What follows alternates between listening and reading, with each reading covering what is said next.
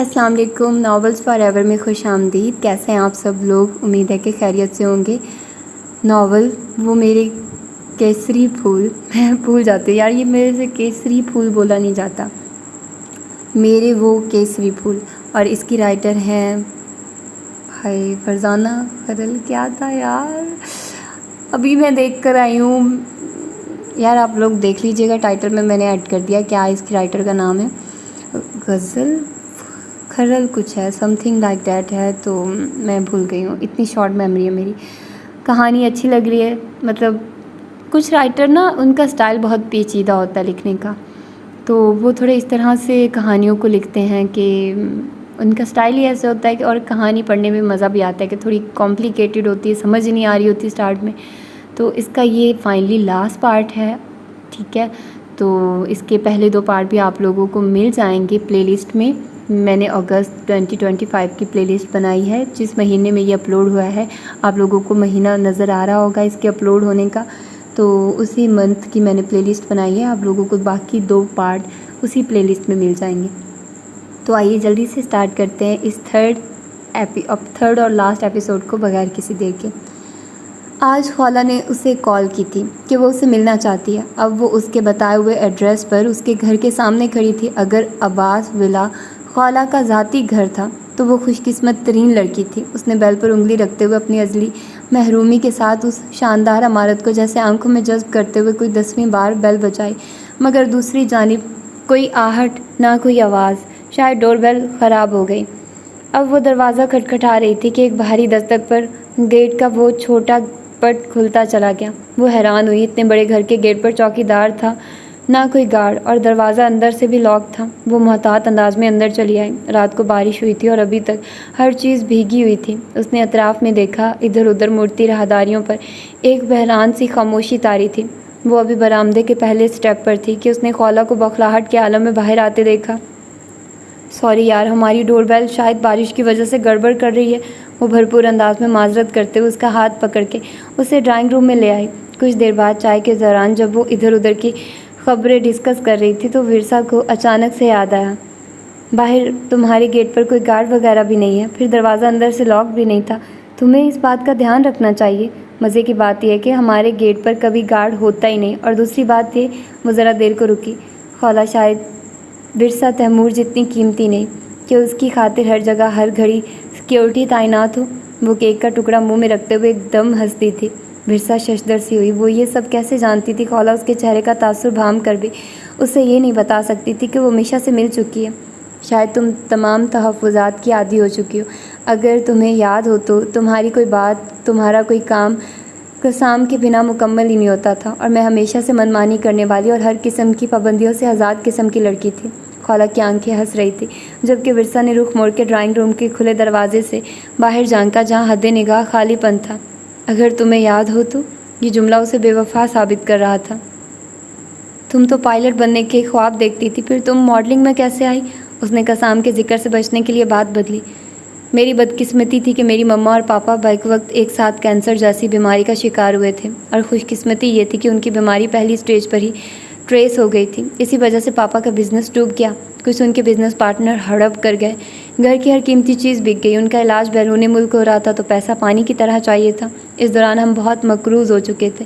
مجھے اس وقت جس کے ساتھ کی ضرورت تھی، جب اس نے میری آواز پر مڑ کے نہیں دیکھا، تو بس پھر جو بھی ہوا اس یقین اس من کے ٹوٹنے پر ہوا۔ اس کے خاموش ہو جانے پر افسوس میں گھری ورثا کو اس کے آخری جملوں نے گہرائی تک کاٹا۔ خالہ شاید سانس لینے کے لیے رکی تھی۔ بعض اوقات لوگ ہمارے ساتھ غلط کرتے ہیں، لیکن پھر ہم بطور رد عمل اپنے ساتھ اس سے بھی زیادہ غلط کرتے ہیں، جیسے خالہ عباس نے کیا تھا۔ اس کی آواز سرسرائی، جیسے ورثا تیمور کر رہی ہے۔ خالہ کی آنکھیں اب نم تھی، اس کے سامنے بیٹھی ورثا پلک تک نہیں جھپک سکی۔ اس ضد کے نتیجے میں خالہ اب قیمتی چیزوں میں شمار نہیں ہوتی۔ یہ بات کرتے ہوئے اس کے چہرے پر اس گھر کی راہداری جیسی ویرانی در آئی تھی۔ وہ جو متحیر سی ہو کے اسے سن رہی تھی، ایک دم کھڑی ہوئی۔ میں چلتی ہوں، گھر میں صرف تھوڑی دیر کا کہہ کے آئی تھی۔ خالہ جانتی تھی کہ وہ اس کی باتوں سے بھاگ رہی ہے۔ یاد رکھنا ورثا، تیمور صرف قسام کے لیے انمول ہے۔ جب اس کا مقام بدلے گا تو وہ صرف مسز ایاز بشارت کے عہدے پر فائز کام سی لڑکی رہ جائے گی۔ مگر اس نے جیسے سننا ہی نہیں چاہا۔ تمہاری زندگی مشکلات کا شکار ہے تو ایاز اتنا بہادر نہیں ہے، وہ تمہیں بھنور میں دیکھ کر تمہارا ساتھ نہیں دے سکتا۔ بھنور میں کوئی بھی کسی کا ساتھ نہیں دیتا۔ اس نے تیز رفتاری سے ڈرائنگ روم چھوڑا۔ ایسی عورت کے لیے زندگی کہیں بھی سلک کا تھان ثابت نہیں ہوتی جس کے پاس پچھتاوے ہوتے ہیں۔ گویا میں قسام کو چھوڑ کے پچھتاؤں گی۔ وہ اس بات پر تپی۔ خولا ایاز کے خلاف بول رہی تھی یا پھر قسام کو فیور دے رہی تھی، جو بھی تھا اس کی گفتگو عجیب تھی۔ شاید وہ اس کے کسی جملے پر گھبرائی تھی کہ ماتھے پر پسینہ اتر رہا ہے۔ اس نے باہر آ کر گہرے سانس لیے۔ میرا خیال تھا تمہیں رات کو ایاز کی فیملی کے ساتھ بھی ہونا چاہیے تھا۔ وہ پھیکی سی مسکراہٹ کے ساتھ پلٹ کے بولی، اسے کچھ جتاتی ہوئی، جیسے اب ہر نصیحت بے فائدہ تھی۔ اس کی آواز نے خولا کو منجمد کیا۔ رات کو ایاز کی فیملی اسے دیکھنے آئی تھی اور منگنی کی تاریخ طے کر کے گئی تھی۔ اگر زندگی تمہیں دوبارہ سے کبھی موقع دے تو ایاز کو چھوڑ کر قسام کو کہ قید گاہ کا انتخاب کرنے میں دیر مت کرنا۔ اس نے اپنے عقب میں خولا کو چلاتے سنا۔ اس نے پلٹ کر نہیں دیکھا۔ اسے اتنا پتا تھا کہ رات کو بارش ہوئی تھی اور ابھی تک ہر ایک چیز گیلی تھی۔ تو جو شہر ہی میں مقیم ہے تو مسافرت کی فضا ہے کیوں؟ تیرا کارواں جو نہیں گیا تو ہوا میں گرد ہے کس لیے؟ نیم اندھیرا، خاموش ماحول۔ گیسٹ ہاؤس کے عقبی برآمدے میں بیٹھے وہ دونوں خاموشی کے ساتھ جانے کس شے کو دیکھ رہے تھے۔ اور اگر تم جیت گئی اور اگر میں ہار گیا، قسام کے لبوں نے جنبش کی۔ ورثا نے آنکھیں اٹھا کے اسے دیکھا۔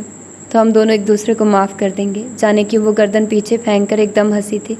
کبھی بھی نہیں۔ اس نے دانت پیس کر اس کی ہنسی میں زہر گھولا کہ وہ دوبارہ سے سر جھکا کے رہ گئی۔ اس نے بالوں میں چپتی ہیئر پن کو ہلکے سے کھینچا۔ وہ جہاز، وہ کشتیاں، وہ پتنگ، وہ سب مجھے واپس کر دو۔ میں تمہاری ڈرائنگز میں سے وہ تمام راستے مسدود کرتا ہوں۔ کیا اس کے بعد تم کہیں جا سکو گی؟ وہ اس کے ساتھ وہاں بیٹھا، چھائی خاموشی میں، کبھی پتھر کبھی پھول پھینک رہا تھا۔ اس لڑکی نے قریب بیٹھے شخص کو نظر اٹھا کے دیکھا۔ بچپن بہت پیچھے رہ گیا قسام۔ جو ہونے جا رہا ہے وہ ہم دونوں کے حق میں بہتر ہے۔ اس نے اطراف سے، اس شخص سے، اپنے آپ سے، ہر چیز سے نگاہ چرائی۔ قسام نے آسمان پر جمع ہوتے کنمن برساتے بادلوں کو دیکھا، پھر اس کے سیاہ لباس کو دیکھ کر ایک سلگتی ہوئی سیاہ بھری آہ بھری۔ واقعی بچپن بہت پیچھے رہ گیا تھا۔ آج اس لڑکی کا لباس سفید نہیں تھا۔ اس نے چہرہ موڑ کے ان جھکی پلکوں کو دیکھا۔ تم مجھے ان چند گھنٹوں کی اتنی بڑی سزا کیسے دے سکتی ہو؟ وہ گلا نہیں تھا، ایک کھلا کرب تھا، بارش کے پانی سے ہر جگہ پھیلتا ہوا۔ پتہ نہیں کیوں ان چند گھنٹوں کی اذیت میرا ہاتھ ہی نہیں چھوڑتی۔ وہ عجیب سا مسکراتی ہوئی ایک دم کھڑی ہوئی۔ دشمنی نبھانے کے اور بھی 100 طریقے ہیں یار۔ اس متوش آواز پر چونکتے سمٹے سکڑے پرندوں نے اس سیاہ لباس والی کو اس کے پہلو سے اٹھتے دیکھا تو انہیں اپنی بینائی پر شک ہوا۔ وہ وہیں بیٹھا تھا۔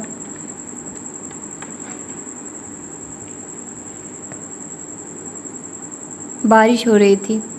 کیا واقعی صرف بارش برس رہی تھی؟ ہوا نے یوں ہی آگے بڑھتے ہوئے اس تنہا بیٹھے شخص کے چہرے کو شرارتاً چھوا تو وہیں ساکن ہوئی کہ اس چہرے پر بارش اور مزاج کے ساتھ برس رہی تھی، بہت تیز اور بہت گرم۔ زرش بھی کتنی ہی دیر سے قسام کو اپنے سامنے متحرک اور مصروف دیکھ رہی تھی۔ وہ آج بھی بیٹے کا مزاج سمجھ نہیں پا رہی تھی۔ آج وہ نئے پرانے اخبارات کا پھیلاؤ بھی نہیں تھا، پھر بھی اس سیٹ شدہ لیونگ روم میں سب کچھ ابسٹ تھا۔ ابھی کچھ دیر پہلے ان کا بیٹا ولید سے مل کر آیا تھا۔ وہ جو بات اس سے کہہ کے آیا تھا شاید زرش بھی کو ڈسٹرب کر رہی تھی۔ انہوں نے بیٹے کو غور سے دیکھا جس کے چہرے پر باسی مسکراہٹ بھی نہیں تھی۔ وہ اب فولڈر میں چند پیپر سیٹ کر چکا تھا۔ وہ فولڈر آفس بیگ میں رکھنے کے بعد وہ ماں کی طرف آیا۔ وہ چند ثانیے اس کا بجھا سا چہرہ دیکھتی رہی۔ اب تم ایسا کیوں کر رہے ہو قسام؟ جب وہ ان کے پاس بیٹھا تو انہوں نے دھیرے سے پوچھا۔ وہ کسی گہرے دھیان سے چونکا، پھر ان کی بات کا مطلب سمجھ کر شاکڈ رہ گیا۔ وہ اس بڑے خاندان کی بہو ہونے کے ساتھ ایک ماں بھی تو تھی۔ وہ اس سے اتنا ہی پوچھ لیتی کہ ہر حصار کا دروازہ کھولتے ہوئے تمہیں کتنی تکلیف ہوئی ہے، لیکن اس کی ممی کو آج بھی شراکت داری کی فکر ستا رہی تھی۔ وہ آج بھی بیٹے کا درد محسوس کیے بنا دیوان ہاؤس کے بٹوارے سے ڈر رہی تھی۔ اس نے ماں کو دھندلی نظروں سے دیکھا۔ اب سے کیا مراد ہے آپ کی؟ اس مختصر سوال کے ساتھ اس نے ایک کرب آمیز پہلو بدلتے ہوئے اپنی گفتگو بحال رکھی۔ آپ سب کی نظروں میں سب کچھ ٹھیک ہو چکا ہوگا، مگر آپ مجھ سے ماں بن کر پوچھیں تو میں آپ کو بتاؤں کہ میری زندگی کا ہر کونا ٹوٹ چکا ہے۔ اس کے لہجے کی تڑک نے زرش بی کو زرد کیا۔ خدا نخواستہ، ان کے لبوں نے بے اختیار جنبش کی۔ شاید آپ بھول رہی ہیں کہ ولید اس شراکت کو، اس رشتہ داری کو خود ہی شرطوں کی حد تک لایا تھا۔ وہ تلخی سے بولا۔ وہ پہلے کی بات تھی۔ وہ تیزی سے بولی، مگر اب وہ ایک دم خاموش ہوئی۔ وہ کن الفاظ میں جملہ مکمل کرتی کہ اب سب کچھ ٹھیک ہو چکا تھا؟ پہلے آپ کا بھانجا ایسا چاہتا تھا، اب میں یہ سب چاہتا ہوں۔ اس نے بے نیازی سے کندھے اچکائے۔ بات کو سمجھو بیٹا، تمہارا الیکشن سر پر کھڑا ہے اور مجھے اب اس کی پرواہ نہیں ہے۔ وہ ان کی بات کاٹتا ہوا قطعی پن سے بولا، یہ جو کچھ بھی ہو رہا ہے ولید کی وجہ سے ہو رہا ہے، اس لیے ہر صورت اب ہر چیز الگ ہوگی۔ اس کے دو ٹوک انداز نے زرش بی کو بے اختیار کیا۔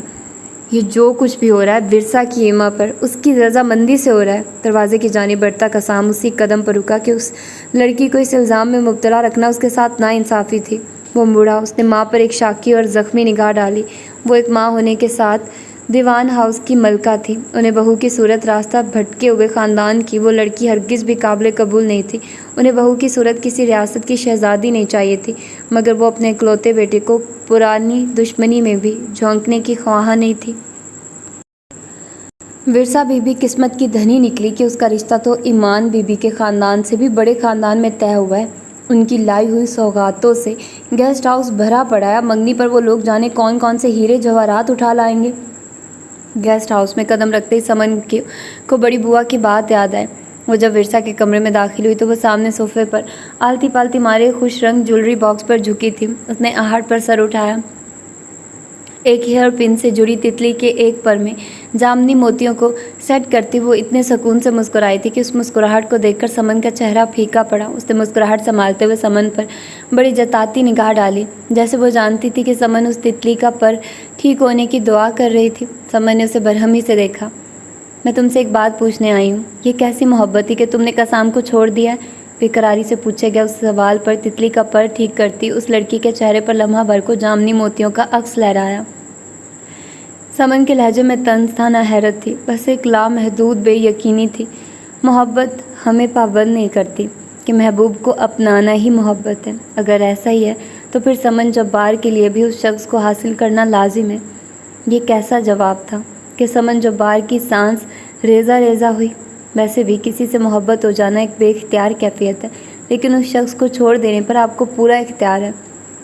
اس نے یہ بات اس قدر بے نیازی اور سکون کے ساتھ ختم کی کہ سمن کے اندر ایک عجیب انداز میں قیامت برپا ہوئی۔ اگر بوا کہتی تھی کہ ورثا قسمت کی دھنی ہے تو وہ سچ کہتی تھی کہ وہ قسام مالک کو چھوڑ دینے کے بعد بھی اترا رہی تھی، دمک رہی تھی۔ وہ ایک دم اٹھ کھڑی ہوئی، رک کر اور پلٹ کر اسے بتانا چاہتی تھی کہ تم نے اسے چھوڑ دیا ہے، مگر قسام مالک تم سے دستبردار ہونے کے بعد اپنے رشتے سے بھی الگ ہو جانے کا اعلان کر چکا ہے۔ گیسٹ ہاؤس کے پہلو میں واقع کھلے لان میں منگنی کی یہ سادہ سی تقریب اب رسم ادا ہونے کی منتظر تھی۔ اس خوبصورت سبزہ زار میں مختلف مقامات پر موجود وہ تینوں نفوس ایک دوسرے کو جس قدر بھی نظر انداز کر رہے تھے، مگر شعوری طور پر ایک دوسرے کی جانب بھی متوجہ تھے۔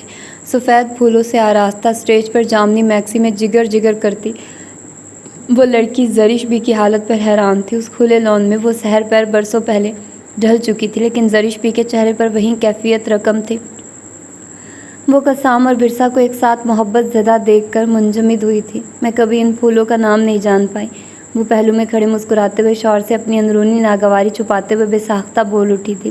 ان گھنی سبز شاخوں میں بے شمار کونپلوں کے بیچ کھلتی ہوئی وہ کیسری کلی اس قدر انوکھی لگ رہی تھی کہ قسام نے ایک بے اختیار کیفیت میں توڑ کر ساتھ کھڑی لڑکی کے ہاتھ میں تھماتے ہوئے ماں پر ان پھولوں کا نام آشکار کیا تھا، ساتھ ہی ان لمحات کو اپنے سیل فون میں قید کر لیا تھا۔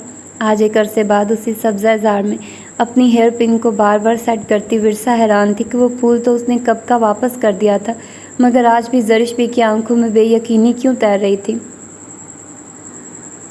ہمیشہ اس شخص کی موجودگی میں ماحول عجیب سا سائن دے رہا ہوتا تھا، جیسے وہ اسی کو دیکھ رہا ہو، وہ اسے دیکھ کے مسکرایا ہو، جیسے اس کے کلون کی مہک اس کا وجود چھوڑ کر ورثا کے ساتھ لپٹ جاتی تھی، مگر آج وہ اتنا خاموش اور سپار تھا کہ اس مہک تک کو جیسے خود میں سینت کے بیٹھا تھا۔ لیکن وہ اس وقت وہاں کیوں موجود تھا؟ وہ جی جان سے تلملائی، اس نے اپنے بالوں میں چپی ہیئر پن کو ہلکے سے دبایا۔ میں جانتی ہوں کہ تم اپنی روایت و اقدار پر ثابت قدم رہتے ہوئے بطور ولی رات کی تقریب میں ضرور شرکت کرو گے، مگر یاد رکھنا کہ تمہارا نام میرے مہمانوں کی لسٹ میں نہیں ہے۔ جب شام کو وہ اس کھلے سبزہ زار میں فنکشن کی ارینجمنٹ کا فائنلی جائزہ لے رہا تھا تو وہ اس کے پاس آ کر اسے یہ فنکشن اٹینڈ کرنے سے منع کر رہی تھی۔ وہ اسے اور اس کی بات کو نظر انداز کرتا یوں ہی چہرہ اٹھائے مصروف انداز میں وہاں متحرک ورکرز کو کچھ ہدایات جاری کرتا رہا۔ ورثا کو اس دنیا میں جو بات اپنے حق میں سب سے زیادہ حد تک کمیز محسوس ہوئی تھی وہ اس شخص کی خاموشی تھی۔ تم نے سنا کہ تم رات کی تقریب میں انوائٹڈ نہیں ہو قسام؟ وہ پیر پٹکتے ہوئے گھوم کے اس کے سامنے آئی۔ وہ اس کے اس حکم کے بعد بھی دوسری جانب متوجہ رہا، جیسے وہ اس کے بجائے کسی اور سے مخاطب تھی۔ اب رات کو اس وقت جب منگنی کی انگوٹھی اس کی انگلی میں پہنائی جا رہی تھی تو وہ انہیں اس خاموش، غمگین اور بے نیاز تاثر کے ساتھ جانے کس جانب دیکھ رہا تھا۔ اسے ایک راستہ بھٹکی ہوئی شہزادی کو انصاف دلانا تھا، بھلے ضبط کے کسی مقام پر دل بند ہو جاتا۔ وہ جانتی تھی کہ چاہے وہ کہیں بھی متوجہ تھا وہ اسی کی طرف دیکھ رہا تھا۔ اس کا دل ایک دم اتھاہ میں ڈوبا۔ مگر کیوں؟ اس نے بے تحاشا چپتی ہوئی ہیئر پن کو کھینچ کر نکالنا چاہا تو اسے دل ڈوبنے کی وجہ سمجھ میں آئی۔ اس کی ہیئر پن سے جڑی تتلی مر چکی تھی اور یہ بدشگونی تھی۔ اس 3 سیٹر صوفے پر اس کے ساتھ بیٹھی میرات کا چہرہ سیاہ پڑا۔ جب دلہن کے تن پر کوئی زیور مر جاتا ہے تو اسے یہ خبر چھپا لینی چاہیے، پھر کسی ایک سے بھی پرسہ لینے میں رسوائی ہوتی ہے۔ انہوں نے ایک تڑپ اور محبت کے ساتھ پوتی کا ہاتھ تھاما۔ اس کے عین سامنے جو 4 لوگ اس کی شادی کی تاریخ طے کر رہے تھے ان میں ایک وہ بھی تھا جو اس کے مہمانوں کی لسٹ میں نہیں تھا۔ اب منگنی میں شرکت کرنے والے مختصر مہمان رخصت ہو رہے تھے، وہ پھر بھی وہیں موجود تھا۔ وہ اب اس منظر سے غائب ہونے کو بے چین تھی، مگر ایاز اسے بس 2 منٹ کا کہہ کر گیٹ پر اپنے ایک خاص دوست کو پک کرنے گیا تھا۔ وہ بے یقین ہوئی کہ اس نے ایک دم قسام کو تیز رفتاری سے اپنی جانب آتے دیکھا۔ اس کے پتھریلے انداز میں ایسی شدت تھی کہ وہ پریشان ہوئی، لیکن اگلے لمحے وہ جان گئی کہ قسام کے ٹھوس تاثرات کی وجہ شاید ایاز کے ہمراہ آتا وہ شخص تھا جس کی ایک الگ قسم کی ڈریسنگ اور شخصیت اسے ایک قبائلی سردار ظاہر کر رہی تھی۔ بالمقابل ہونے پر قسام اور وہ ایسی نظروں سے ایک دوسرے کو دیکھ رہے تھے کہ جیسے وہ ایک دوسرے کو جانتے تھے۔ یخلق دادی نے جس کیفیت میں اس کا ہاتھ بھینچا تو یہ محبت نہیں، یہ خوف تھا۔ میں نہیں جانتا تھا کہ تمہاری منگنی کہاں اور کس سے ہو رہی ہے، وہ بلند آواز سے بولا، جیسے وہ اعلان کر رہا تھا کہ میں یہاں ایک سنگین اتفاق کے تحت موجود ہوں۔ اب اس کی نگاہ ورثا سے پھسلتی ہوئی ایک دوسرے وجود پر ٹھہری۔ کیا میں جانتا تھا کہ میں یہاں اس ہستی سے ملنے والا ہوں جس سے میں نے دنیا میں سب سے زیادہ نفرت کی ہے؟ میں تو سمجھا تھا کہ تمہاری منگنی اپنی کزن خالہ عباس سے ہو رہی ہے۔ میرات کے خوف اور قسام کی بے بسی پر محظوظ ہوتے ہوئے اس بے رحم سردار نے ایاز کو بھی نہیں بخشا تو ایاز کا مسکراتا چہرہ ایک دم تحیر زدہ ہوا۔ تو نے شاید اسے اس کی ماڈلنگ کی وجہ سے چھوڑ دیا، مگر بے خبری میں تو جہاں رشتہ جوڑ بیٹھا ہے تو اتفاق سے میں انہیں اچھی طرح جانتا ہوں۔ یہاں تو نسلوں کا ضیاع اور دشمنی مول لے رہا ہے ایاز۔ بشارت میرات اسے پوری کھلی آنکھوں کے ساتھ دیکھے جا رہی تھی، ہو بہو وہی الفاظ، وہی شکل۔ وہ یقیناً ان کے بڑے بھائی کا ولی عہد تھا۔ تمہیں غلط فہمی ہوئی ہے سنبل خانہ، میں شروع سے ان سب کو جانتا ہوں۔ یہ بھی جانتا ہوں کہ ہمایوں خان کا اپنے سسرال کے ساتھ کوئی زمینی تنازع تھا۔ تو کیا تم جانتے ہو کہ اس لڑکی کا باپ کیوں قتل ہوا تھا؟ وہ ایاز کی بات کاٹ کر سفاکیت کے ساتھ مسکرایا۔ اس بات پر اس روشنی زدہ لان میں ہر ایک کے چہرے پر بدحواسی جھلکی۔ میں تمہیں مہمان سمجھ کے برداشت کر رہا ہوں، تم یہاں سے جتنی جلدی چلے جاؤ گے تمہارے حق میں بہتر ہوگا۔ قسام شدید ترین ضبط کے ساتھ گویا ہوا۔ کیا تم جانتے ہو کہ تمہاری اس منگیتر کی دادی عین اپنے نکاح کے روز گھر سے بھاگ گئی تھی تو اس کے بھائیوں نے بدلے میں اس کا بیٹا قتل کر دیا تھا؟ وہ میرات سے کوئی رشتہ ظاہر نہیں کر رہا تھا، وہ صرف ان کی تذلیل کر رہا تھا۔ وہ سمجھ رہی تھی کہ وہ یہ کہانی ہمایوں کی باقی ماندہ نسل کو عزت دار زندگی سے محروم رکھنے کے لیے کھول رہا تھا۔ وہ شخص کی حیثیت سے ان کی عزت اچھال رہا تھا۔ ورثا کو دادی کی خاموشی ہلا رہی تھی۔ میرات کے ساتھ بہت برا ہوا تھا، اس کے منگیتر کا گھوڑا ریس جیت گیا تھا تو اس کے بھائی نے بدلے کے طور پر بچپن کا وہ رشتہ ختم کر دیا۔ کیا یہ انسانی جذباتیت و احساسات کی توہین نہیں تھی؟ رنا بھابھی کی اونچی آواز نے اس وقت اس عورت کی جھکی گردن کو ذرا سا سیدھا کرنے کی کوشش کی، لیکن یہ عورت کے حق میں جذباتی اور نفسیاتی حمایت تھی۔ ایاز کے دوست نے رخ بدلا اور میراث کی جھکی آنکھوں کو دیکھا۔ جب تم لوگ ہائی وے پر پکڑے گئے تھے اور تمہارے منگیتر علی خان نے تمہارے بھائی پر فائر کیا تھا تو اس کو بھی اسی جگہ مار دیا گیا تھا۔ اس وقت تم جس کی جیپ میں بیٹھ کر وہاں سے بھاگ نکلی تھی وہ کون تھا؟ کیا وہ ہمایوں خان تھا؟ میرات نے جھٹکے سے سر اٹھایا اور آج بھی اپنے قبیلے کے مرد کو خوف سے لرزتی پلکوں کے ساتھ دیکھا۔ یہ کون سی کہانی تھی جو ایک سوال پر رک گئی تھی، اور یہ کیسا سوال تھا جس نے نیلی پڑتی میرات کو خالی کر دیا تھا؟ ایک ذرا سا بھرم بھی نہیں بچا تھا۔ بعض اوقات لوگ ہمارے ساتھ برا کرتے ہیں، پھر بطور رد عمل کہ ہم اپنے ساتھ اس سے زیادہ برا کرتے ہیں۔ ان کے علاقے میں، ان کے قبیلے میں، ان کے لوگوں کی دل و نظر اور لب و لہجے میں ایک رتی بھر بھی رحم کی امید ہوتی۔ تو شام ام مراد کسی اجنبی سے پناہ کی بھیک مانگنے کے بجائے واپسی کا سفر طے کر سکتی تھی۔ بس صفاق اور سنگدل لب و لہجے کے مالک اس قبائلی کے روبرو رنا کی تڑپتی اور کڑکتی آواز نے ایک بار پھر عورت کے حق میں گواہی دی، مگر اس کی گواہی آدھی تھی۔ گیسٹ ہاؤس کے پہلو میں واقع اس روشنی زدہ لان میں موجود تمام لوگ اپنے دل و دماغ میں یہ گتھی اپنے اپنے ظرف کے مطابق سلجھا رہے تھے کہ وہ اپنے منگیتر کے ساتھ بھاگی تھی، پھر ایک دوسرے شخص کی ہمراہی میں وہ کہاں کہاں بھٹکی ہوگی، تو کیا ہمایوں ایک تیسرا شخص تھا؟ ورثہ نہیں جانتی تھی کہ ایاز کی فیملی یا وہاں کھڑی چھوٹی بوا، فاخرہ آنٹی اور زرش بھی اس معاملے کو کس نظر سے دیکھ رہے تھے۔ وہ وہاں سے دور جاتے اس شخص کو دیکھ رہی تھی۔ وہ کون تھا جس نے ہمایوں کی پوتی کی شناخت کو اب کسی کتبے پر کندہ کرنے کے قابل بھی نہیں چھوڑا تھا؟ وہ ایک بار پھر جنگل میں کھڑی تھی۔ اس کا لباس جگہ جگہ سے پھٹ چکا تھا، اس کے شاہی گہنے ایک بار پھر گم ہو چکے تھے، اس کے پاس شہزادی ہونے کا کوئی ثبوت نہیں تھا۔ ایاز کی والدہ جب رنا بھابھی کو منگنی کی انگوٹھی واپس کر رہی تھی تو زرش بھی نے بے اختیار کچھ کہنے کی کوشش کی، مگر ایاز نے ہاتھ اٹھا کر ٹوک دیا۔ پلیز، اس لڑکی نے اس رشتے کی بنیاد ہی جھوٹ پر رکھی تھی۔ وہ تو شکر کرے کہ اس وقت اس سزا بخشی کی وجہ بھی دیوان فیملی ہی ہے، یعنی اس کے نزدیک ورثہ کی کوئی ویلیو ہی نہیں تھی۔ اس نے رنا بھابھی کی ڈبڈباتی آنکھوں میں اپنی جلتی آنکھیں گاڑی، گویا وہ ناحق اتنا عرصہ خود کو بادشاہ کی پوتی سمجھتی رہی۔ ہر ایک کے چلے جانے کے بعد وہ ایک جھٹکے سے مڑی۔ اس نے ام مراد کی آنکھوں میں جھانکا۔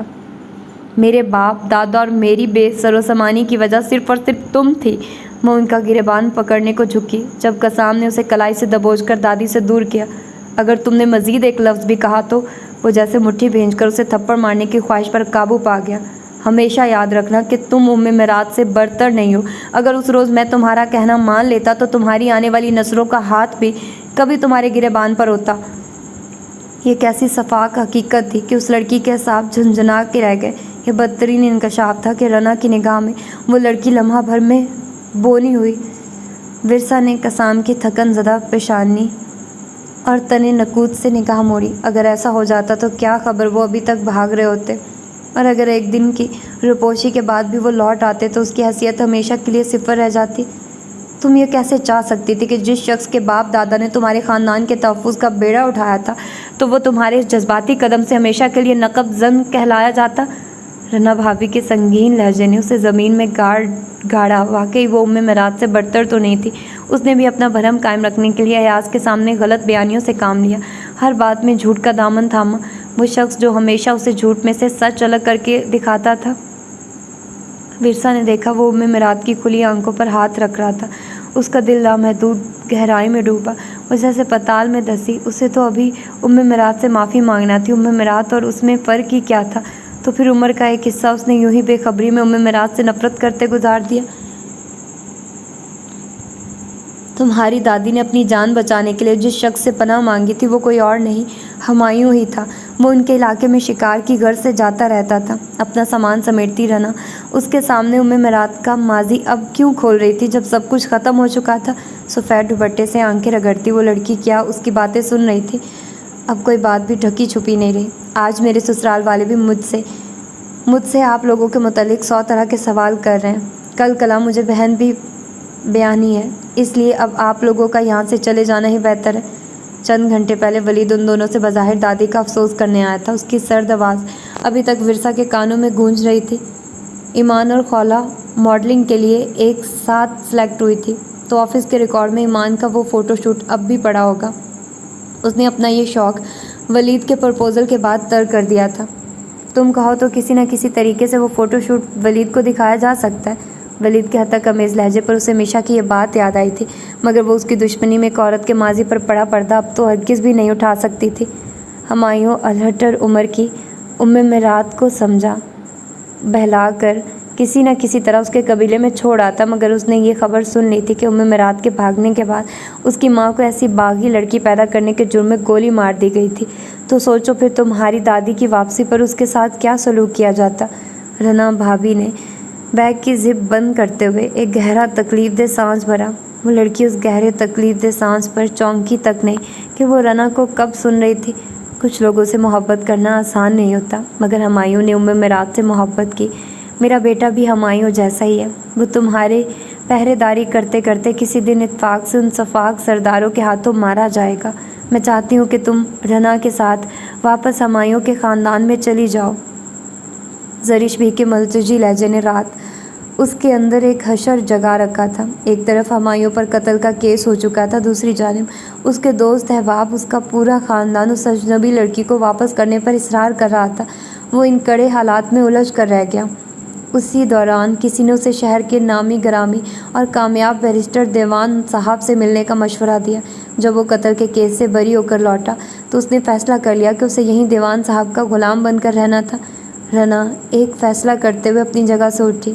میرے شوہر نے مرتے وقت مجھ سے وعدہ لیا تھا کہ میرات بالکل اکیلی ہے، میرے بعد تم اس کے پاس چلی جاؤ گی تو اسے دکھ سکھ کے لیے تمہارا سہارا مل جائے گا۔ کس قدر اعلیٰ ظرف تھا ہمایوں کا خاندان۔ ورثا نے قلب سے آنکھیں میچی۔ لیکن اب میں آزاد ہوں، میں باقی کی زندگی اپنے علاقے اور اپنے رشتہ داروں میں گزارنا چاہتی ہوں۔ ٹھیک آدھے گھنٹے بعد جب وہ رنا کے بیگ کے ساتھ اپنا سامان رکھ رہی تھی تو رنا سے نگاہ چرا کے بولی، جیسا بھی صحیح، ٹوٹا پھوٹا مگر ہمایوں کا گھر مجھے ہر حالت میں قابل قبول ہے۔ تم مجھے وہاں چھوڑ کر جہاں مرضی چلی جانا۔ اس بات پر رنا خاموش رہی تھی۔ کچھ دیر بعد جب وہ دونوں میرات کا سامان سمیٹ رہی تھی تو انہوں نے قسام کو اندر آتے دیکھا۔ کمرے کے بیچوں بیچ پڑے سامان کو دیکھ کر اس کی رنگت متغیر ہوئی۔ ہر بار اسے ایک عجیب مقام پر کھڑا کر دیتی تھی۔ ان گونگے راستوں پر کھڑا اپنے بکھرے اعصاب پر قابو پاتا وہ شخص کیا یہاں تاخیر سے پہنچا تھا؟ جب رخت سفر باندھتی وہ لڑکی اپنے سامان میں میرات کی سرد مہری اور خاموشی رکھ چکی تھی۔ قسام ایک بار پھر بے یقینی کے عالم میں اسے دیکھے ہی گیا۔ وہ بدستور رخ موڑے اب کچھ ریشمی دھاگے سمیٹ رہی تھی۔ وہ پلٹ کر کیسے دیکھتی، اس سے کیسے نگاہ ملاتی کہ وہ اس شخص سے مردہ تتلی کا پرسہ لے کر اب خود کو مزید رسوا نہیں کر سکتی تھی۔ سوئی میں دھاگا ڈالتے ہوئے اس کی نگاہ اسی پر تھی جو اپنی نانی کے سامنے جیسے کھانے کی ٹرے پٹک رہی تھی۔ ورثا اس منظر پر بے یقین ہوئی۔ اس گھر میں رنا اسے ایک بوڑھی عورت اور اس کی نواسی کے ساتھ نتھی کر کے اپنی بھانجی کے پاس لاہور جا چکی تھی۔ وہ بوڑھی عورت جتنی کم گو تھی اس کی نواسی اتنی ہی باتونی تھی۔ ان کے درمیان جی اور اچھا سے شروع ہونے والی بات چیت ایک مہینہ مکمل ہونے تک اب اچھی خاصی گفتگو تک آ چکی تھی۔ اس بوڑھی عورت کے ساتھ محبت اور ادب جتا لینے سے تمہیں گناہ نہیں ملے گا۔ سسی جب اس کے پاس آ کر بیٹھی تو اس نے اسے سمجھاتے ہوئے سر جھکا لیا تھا۔ تو کیا اس نے ہاتھ میں موجود کرتے پر ٹانکا بھرنے کی غرض سے سر جھکایا تھا؟ میری ماں روز ابا سے اس عورت کی وجہ سے مار کھاتی تھی۔ آج میں بتاتی ہوں کہ کیوں۔ میرا نانا خود رات بھر تماش بینوں کے ساتھ بیٹھتا تھا اور سارا دن نانی کو شکی نظروں سے دیکھتا اور روز مارتا پیٹتا کہ میری غیر موجودگی میں تم کہیں نہ کہیں تو جاتی ہوگی۔ اب نانا کو گھر میں اکیلی عورت کی گواہی ایک 8-9 ماہ کی بچی تو نہیں دے سکتی تھی۔ بالآخر نانا کے شک اور مار پیٹ سے تنگ آ کر نانی کی راتیں سچ مچ گھر سے باہر گزرنے لگی۔ سسی کی آواز مدھم ہوئی۔ ورثا کا چہرہ زرد ہوا جیسے وہ گہری تکلیف میں ہو۔ میری ماں میرے باپ سے نانی کی بد کرداری کے طعنے تشنے سہتے سہتے خون تھوکتی ہوئی مر گئی تو کیا میں اس عورت کو معاف کر دوں؟ ہائے یہ لڑکی اپنے لیے پچھتاوے خرید رہی تھی۔ سسی نے ساکت بیٹھی ورثا کے ہاتھ سے سوئی دھاگا واپس لیتے ہوئے کرتا اپنے آگے پھیلایا اور اس کے گریبان سے جڑی ریشم کی ڈوری کو سیدھا کرنا چاہا مگر ناکام ہوئی۔ کوئی ٹانکا تو ایسا تھا جو بی بی سے غلط لگ گیا تھا۔ تمہاری نانی کا ماضی جیسا بھی تھا، تمہیں ان سے نفرت کرنے یا نفرت جتانے کا کوئی حق نہیں۔ اس بات پر سسی کے ہاتھ رکے۔ وہ اس خاص اور خاص مہمان کی بات پر متعجب ہوئی۔ وہ جب یہاں آئی تھی تو قدیم طرز پر بنی اس سبز پوش گول عمارت کی دوسری اور تیسری منزل پر بنی راہداریوں میں چکر کان ہوتی، جھنجھلا کے پوچھتی تھی کہ اس گھر کی ہر کھڑکی جنگل میں کیوں کھلتی ہے۔ بعد میں اس کو پتہ چل گیا کہ ہر کھڑکی سے صرف اس کو جنگل نظر آتا تھا۔ کوئی کھڑکی کوئی راہداری ایسی بھی تھی جہاں سسی کو بانس کے جنگل میں کھڑا مرزا بھی نظر آتا تھا۔ رات کو میری آنکھ کھلی تو تم کمرے میں نہیں تھی، اس نے ٹانکا بھرتی سوئی پر نگاہ جما کر پوچھا۔ نفاست سے ٹانکا لگاتی سسی کا ہاتھ کانپا۔ جب تم اس پورے گھر میں موجود نہیں ہوتی تو کہیں نہ کہیں تو جاتی ہو، تم اپنی نانی سے بڑھتر تو نہیں ہو۔ اس کی صاف شفاف دھیمی آواز پر سسی کی آنکھیں ایسے کھلی جیسے گلے پر کسی نے تیر چلایا ہو۔ ہماری محبت پاکیزہ ہے، وہ بامشکل اور بے ربطی سے گویا ہوئی تو جواب میں وہ تعصب سے مسکرائی۔ بہت دیر سے ہی صحیح، مگر میں نے جان لیا ہے کہ میرات، ورثا، سسی، ایمان، خولہ، ہمایوں، ولید، قسام مرزا، ہم سب کم و بیش ایک جیسے ہوتے ہیں، کسی کی نفرت میں مبتلا، किसी की मोहब्बत का शिकार और हम नादानी में एक दूसरे से नफ़रत करने में उम्र गुजार देते हैं और नादानी में हम सब खुद को दूसरों से बढ़तर समझने की हमाकत करते रहते हैं। बाकी सब किस्मत का खेल है कि किसी का भरम रह जाता है और किसी का चकनाचूर हो जाता है। वो भी अच्छी तरह याद जानती है कि पास का जंगल काश्त करने वाला कबीला जंगल में से सब्जियां और फूल चुनने वाली लड़की को कभी अपनी बहू नहीं बनाएंगे। उस बूढ़ी औरत की इस बात पर विरसा ने बामुश्किल आह दबाई। वो तुम्हारी बातों से बदल गई है। उसे समझाओ कि उसके लिए जिसका रिश्ता आया हुआ है वो भी कोई गया गुजरा नहीं, बिल्कुल साथ में खजूरों वाले बाग का रखवाला है। वहीं बाग में उसने पक्का घर भी बना लिया है। सस्सी की नानी ने बड़ी आस उम्मीद के साथ उससे मदद तलब की थी। जब वो अपने रस्म व रवाज से आगे नहीं बढ़ सकता तो फिर तो ही अपनी इज्जत की खातिर पीछे हट जा सस्सी। उसके समझाने का अंदाज़ ऐसा था किसी ने उसी वक्त हाँ कर दी। अगले दिन जब जंगल में शाम उतर रही थी तो उस गोल इमारत के बैरूनी अहाते में रस्म की मिठाई बांटी जा रही थी, मगर उसकी सिसकियाँ अजीब गीत गा रही थी। पुन्नू मेहता सुख सिख लईए हुण होंग बलोचा वाली। सस्सी ने उस दिल चीरते गीत पर उंगली में चमकते छल्ले को देखकर उसके कान में सरगोशी की। मैंने उसको तो छोड़ दिया है मगर उसकी मोहब्बत मुझे नहीं छोड़ेगी बीबी। आह, बीबी के अंदर कोई अलाव सा सुलगा। उसने ये कैसी बात की थी कि आज हफ्तों बाद उसे वो शख्स याद आया जिसे उस गोल इमारत की राहदारियों पर चक्कर काटती जाने क्यों हर रोज़ वो हद निगाह तलाशती थी। रना भाभी ने कहा था कि वो तुम्हारी प्रॉपर्टी के मुतालिक तुमसे आखिरी बार बातचीत करने कभी ना कभी तो आएगा। हर सस्सी नादानी में मिर्ज़ा से मोहब्बत कर बैठती है, मगर जब उसका पुन्नू आता है तो सस्सी बांस के जंगल में खुलने वाली खिड़की बंद करके चांदी के छल्ले पहनकर अपनी सखियों के साथ ऊंची आवाज़ में सुर लगाते लगाते उसे अपने पुन्नू से मोहब्बत हो ही जाती है। अब जंगल में शाम गहरी हो रही थी। उसकी निगाह दूसरी मंजिल के झरोके की जानिब उठती है। उसकी निगाह साकिन होती है। क्या वो आ गया था? डाची केच दारा भल जावे कदी खान पनल मुड़ आवे। सस्सी अपनी सखियों की आवाज़ मिला के तालियां बजा रही थी। उसकी निगाह झरोके में खड़े उस शख्स पर टिकी थी। क्या वो आखिरी बार आया था? उसका दिल डूबा, उसका दिल चाहा वो सस्सी की सखियों की आवाज़ से आवाज़ मिलाकर ऊंची आवाज़ में गाए, पुन्नू मेहता सीख लई है हुण होंग बलोचा वाली। कसाम ने हाथ में पकड़ा फोल्डर उसकी तरफ बढ़ाया। बिज़नेस में जो तुम्हारे शेयर्स थे वो मैंने वलीद को फ़रोख्त कर दिए।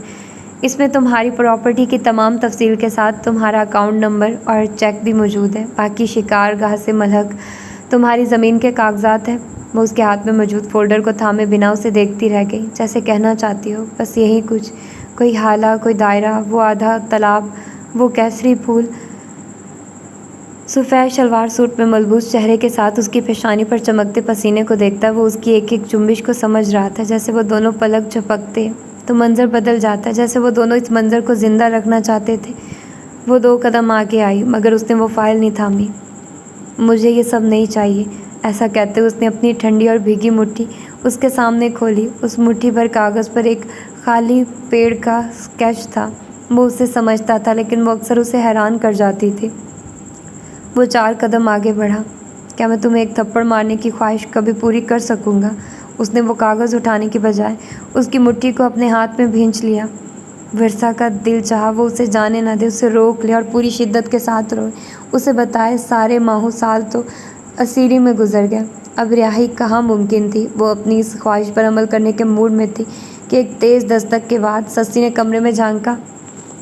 साहब, मुंशी कह रहा है हमने आपके आने की खबर किसी को भी नहीं दी, फिर भी बाहर बड़े ड्राइंग रूम में कोई 50 मेहमान आपके मुंतज़िर हैं। सस्सी के होंठों में छुपी मुस्कुराहट से ज़्यादा वो उसकी बात पर ठंडी ठार हुई। क्या ये इलाका और घर वाकई मेरे दादा का है? वो जब यहाँ आई थी तो उस सजे बने घर के मुतालिक दिन में कई बार ये सवाल पूछती थी, मगर सस्सी चालाकी से बात बदल देती थी। गोया ये रना भाभी और कसाम की मिली भगत थी। वो अब शदीद हैरत के आलम में फटी आंखों से उसे देख रही थी, जिसके चेहरे पर उस वक्त भी बला की संजीदगी थी। बाबा कहते थे मेरे बाद तुम्हें बहुत से मसाइल का सामना होगा, जिन्हें तुम्हें ताकत और पैसे से नहीं बल्कि अक्ल और जहानत से हल करना है। ये तो मैंने बहुत बाद में जाना कि तुम मेरी ज़िंदगी का वो वाहिद मसला हो जिसे वाकई मुझे अक्ल और जहानत से हल करना चाहिए था। वो 2 कदम आगे आया, यानी वो पिछले 1.5 माह से उसकी शिकारगाह में थी। क्या मैं तुम्हें किसी अनजान इलाके में गुम होने के लिए तुम्हारे हाल पर छोड़ देता? اس نے ورثا کے ٹھنڈے ہاتھ پر اپنا ہاتھ رکھا۔ کیا تم قسام مالک سے چھپا سکتی تھی کہ تمہاری ہیئر پن پہ اس رات وہ تتلی مر گئی تھی؟ اور کیا تم نے رخ موڑ کر مجھ سے چھپا لیا تھا کہ اب دیوان ہاؤس چھوڑنے میں تمہاری مرضی شامل نہیں تھی؟ یہاں بھی میں نے ذہانت سے کام لیا اور ممی کے سامنے انتہائی جذباتیت کا مظاہرہ کرتے ہوئے ان سے سچ اگلوا لیا۔ بانس کا جنگل کاشت کرنے والے جب پھول چننے والی لڑکی کو اپنی بہو نہیں بنا سکتے تو اسے اپنے وقار کو بحال رکھنے کے لیے پیچھے ہٹنا پڑتا ہے۔ وہ پیچھے ہٹتے ہوئے ایک بار پھر اندرونی توڑ پھوڑ کا شکار تھی۔ وہ اب میرات کی طرح پیشانی تک دوپٹہ لیتی تھی تو کیا اسی کی طرح وہ ہمایوں اور قسام کے خاندان سے پوشیدہ اس گول حویلی میں زندگی گزار دیتی؟